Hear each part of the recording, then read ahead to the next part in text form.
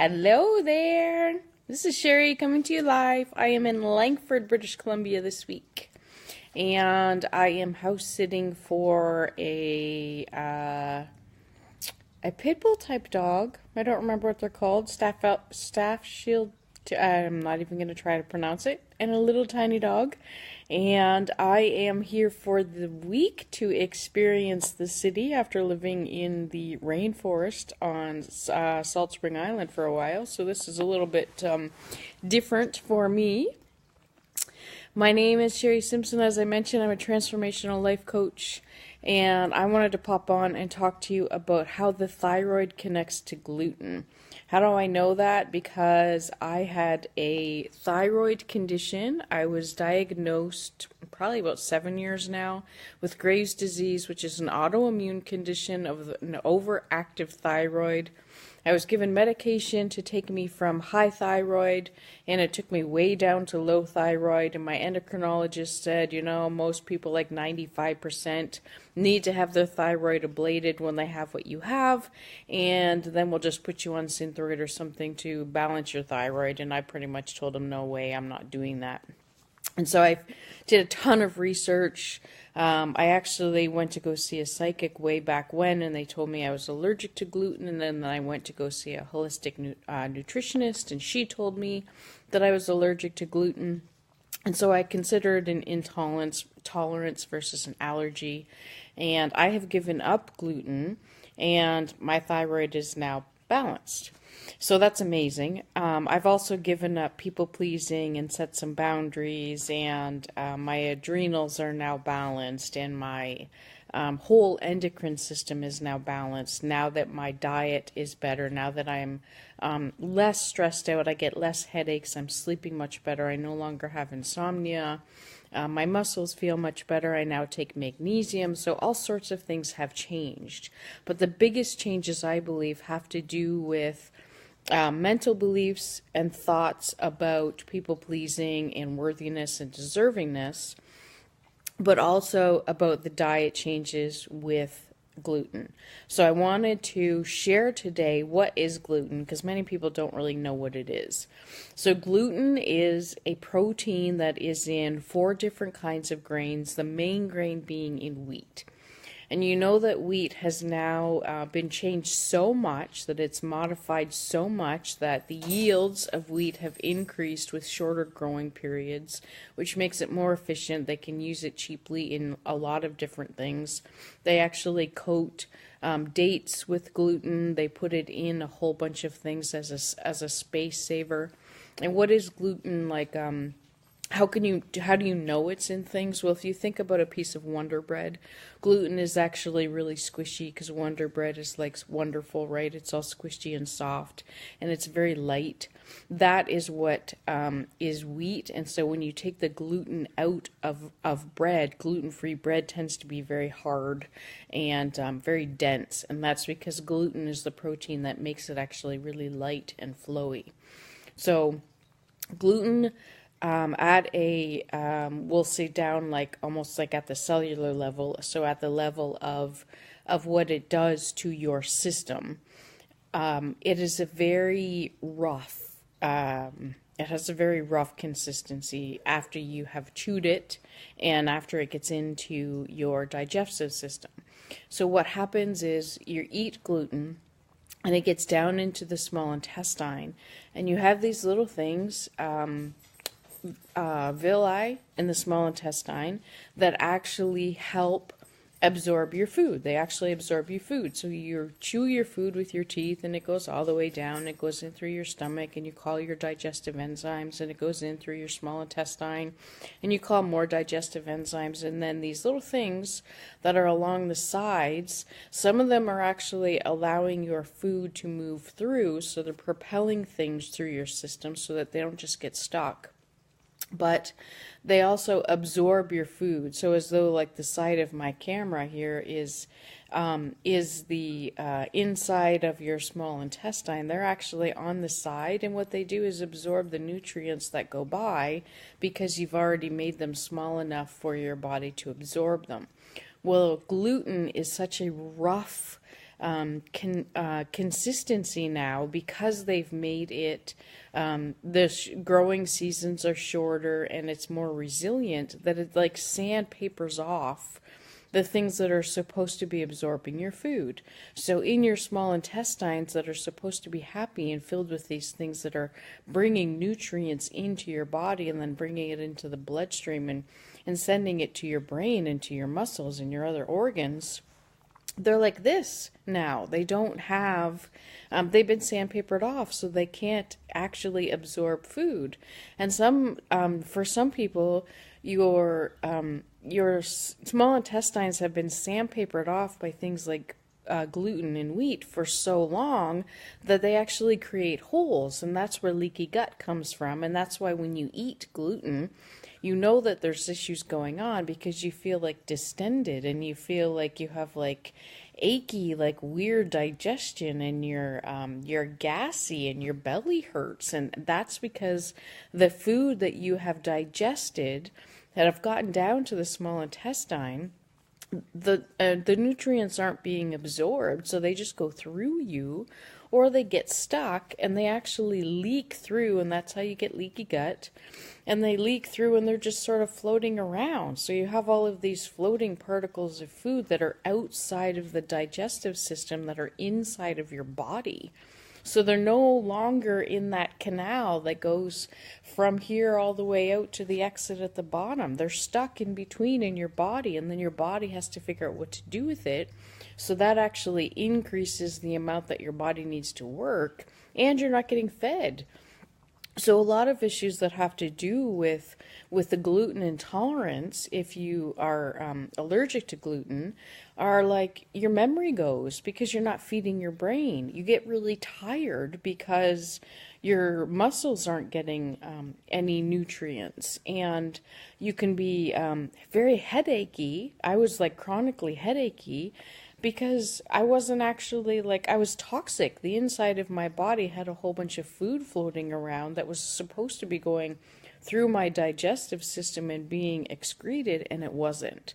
So that's why people have issues with gluten. Hi, Tatum. I was just talking about gluten and what it does to the body and how it sandpapers off the things in the small intestine that actually absorb your food. And when they're sandpapered off, they actually create holes, and the holes end up leaking food. So you get leaky gut, and then you get distension, and you get chronic headaches because your body is toxic. Good to see you, honey. And then people are not getting nourishment. So your body's actually starving. And then what happens when your body is starving is it actually wants you to eat more food. And you tend to crave more sugar when that happens because sugar is instant food. Your body thinks it's going to get something really quickly, so it starts craving more sugar. And then you end up eating more wheat products, and then the wheat products that you're craving end up sandpapering off more of your intestines. So you end up going through this crazy cycle where your body's like, I'm not absorbing food, we need to eat something fast so we can get more nutrients, and then your body ends up absorbing the nutrients and creating more leaky gut, and then your brain doesn't function because it's not getting fed, and your muscles are tired because they're not getting fed, and then you get adrenal fatigue because your body's always trying to absorb more food and to eat more things, and it's just like you go through this weird crazy cycle. And when your digestive system is off that way and you're eating so much sugar and trying to convert it so quickly because you're not getting any more nutrients, then you end up getting the Candida infection that often comes with issues with the thyroid and issues with gluten, because Candida will increase as you're eating more sugar, but because the Candida is increasing in your gut, you're craving more sugar. So then you have another cycle that goes on and on. So people have a real difficulty giving up gluten because they're craving the sugar. And then the more gluten you eat, the more you feel, and the more tired you feel, and then the more food your body wants because it's trying to give you something that is actually harming you. So you end up getting stuck in this crazy cycle where you're craving things that you shouldn't be eating because that's what is nourishing you. And so that totally throws off your endocrine system, and that is connected to the thyroid. So if you have issues with your thyroid, then usually for people it's low. And for myself, it was high, but you can have all sorts of different issues going on with the endocrine system. A lot of times it connects in with all of your endocrine organs. So it could connect into the pituitary, it could connect into the thyroid, it could connect into your ovaries, and you could have issues with your cycle. So when your endocrine system is off, which is fed by things that you are eating, right? And if you're not getting the items that you're supposed to be eating, that your small intestine is supposed to break down, then it's like there's no shut-off loop. So you keep craving things and you keep feeding your body, but it's not getting fed, and then your body's overworked, and then your endocrine system gets even more out of whack, and so you end up in this weird, crazy cycle. So what did I end up doing in order to help this? One of the things I did for the cravings was I ended up taking an essential oil that is called Slim and Sassy in the States, or Smart and Sassy in Canada. And that weaseled down the Candida overgrowth that was in my small intestine. And then I stopped craving sugar so much, so that was much better for me. I ended up doing that way after I realized that gluten was a problem. So the issue with gluten, because gluten is like that light, like Wonder Bread soft goodness, when you switch just to foods that are gluten-free, but you're still eating like gluten-free bread and gluten-free crackers, because gluten is so like light and floaty, and so like Wonder Breadish, it's very light. When you eat things that are gluten-free, hi there, Jennifer, then they're way more dense on calories. They're way heavier. So if you switch to a gluten-free diet, but you don't add more vegetables, and you don't add more fruit, and you don't add more healthier foods, and you just switch over to gluten-free, then you're actually getting way more calories. So people will find that they gain a lot of weight going on a gluten-free diet because non-gluten items are really dense and really heavy. So you have to be really careful when you're switching to a gluten-free diet that you're actually getting more nutrients. And so what I ended up doing was, for the Candida stuff infection that I had, the Slim and Sassy worked amazing. So that's an essential oil combination that just carved the cravings, and it took the overgrowth of the Candida down to a regular level. So the Candida is like a normal bacteria that lives in your system that you're supposed to have. But when your sugar growth gets way overboard, then they actually get all crazy, and they're way overboard as well. So that's one thing that I did. I also started taking things like magnesium, and I ended up, the people pleasing and things like that is amazing as well. You want to stop doing all of the things that are mental, and the things that are just not helping you. But one of the biggest things I did was actually started eating smoothies in the morning. And in a smoothie, for me, I don't just put in like a protein powder with like a banana or a water.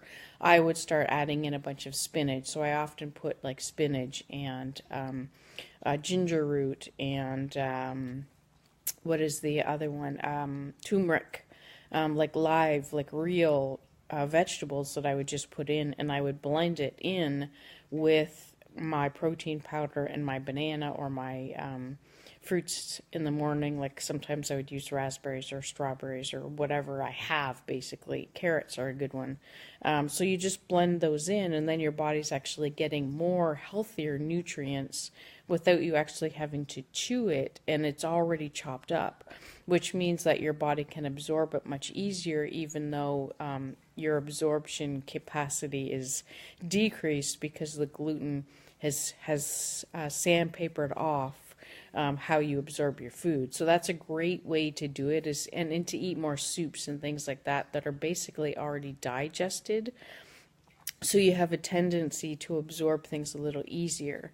And then as you stop eating gluten, then you end up growing back the villi that are inside of the small intestine, and then your body begins to start absorbing food more naturally, and then you can start eating food and absorbing from food that are like higher, thicker, heavier things rather than things like soup and things like smoothies.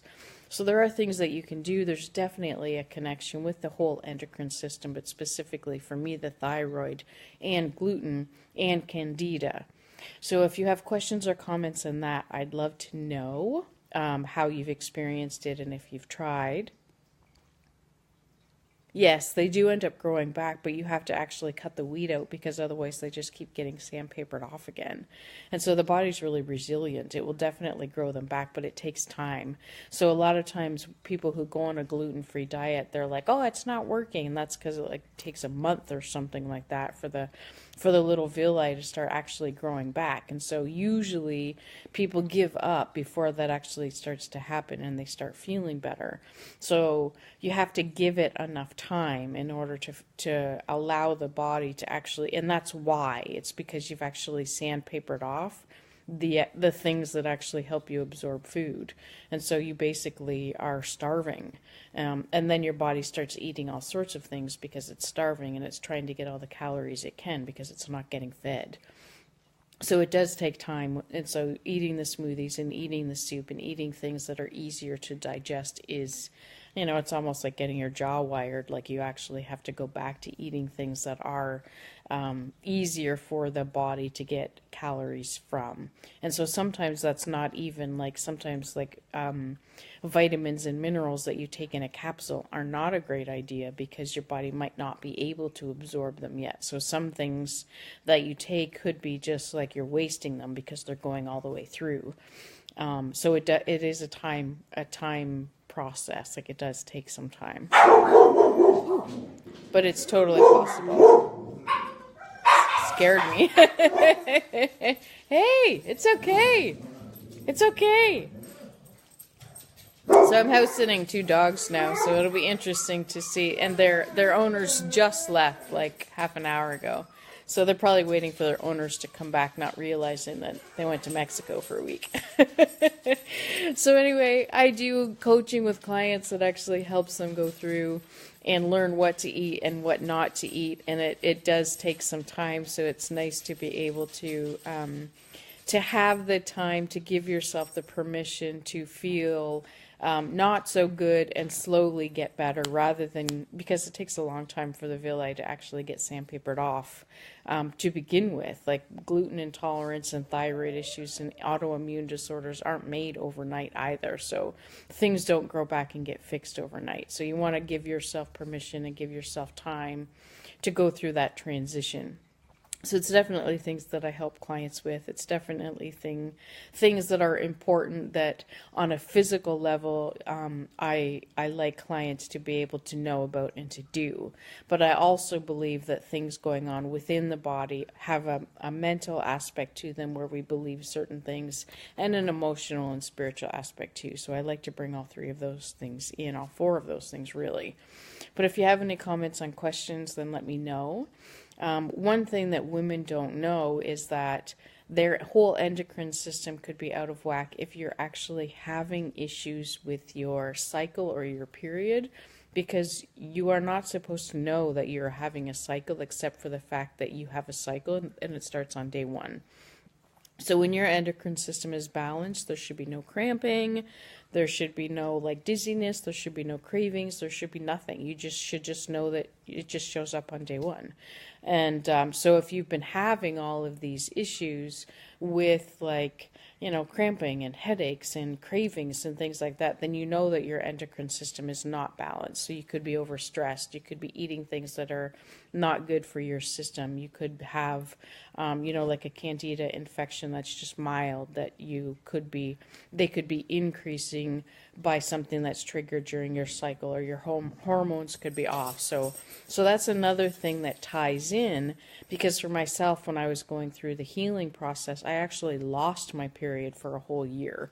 So I know that my body was telling me at that time, your body is not capable of carrying a child at this time. So like heal yourself, because if you're not if your body's telling you that, there's definitely stuff going on.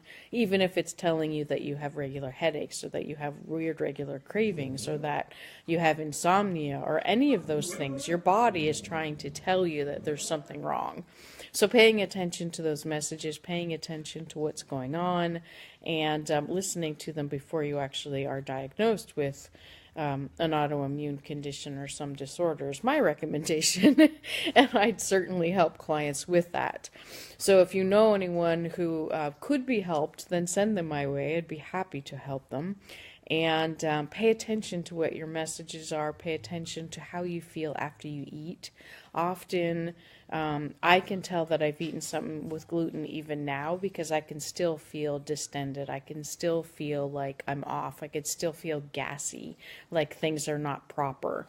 And so I still have issues with wheat. It's just not as bad as it could get because I know that I'm not having the same mental issues. I'm not having the same kind of headaches. I'm not having insomnia. So a lot of my symptoms have just disappeared, but they can come back now and then depending on what I'm eating. If I'm eating a lot of bread, even if it's gluten-free, then I have a tendency to actually grow a little bit of Candida again. That's an overgrowth.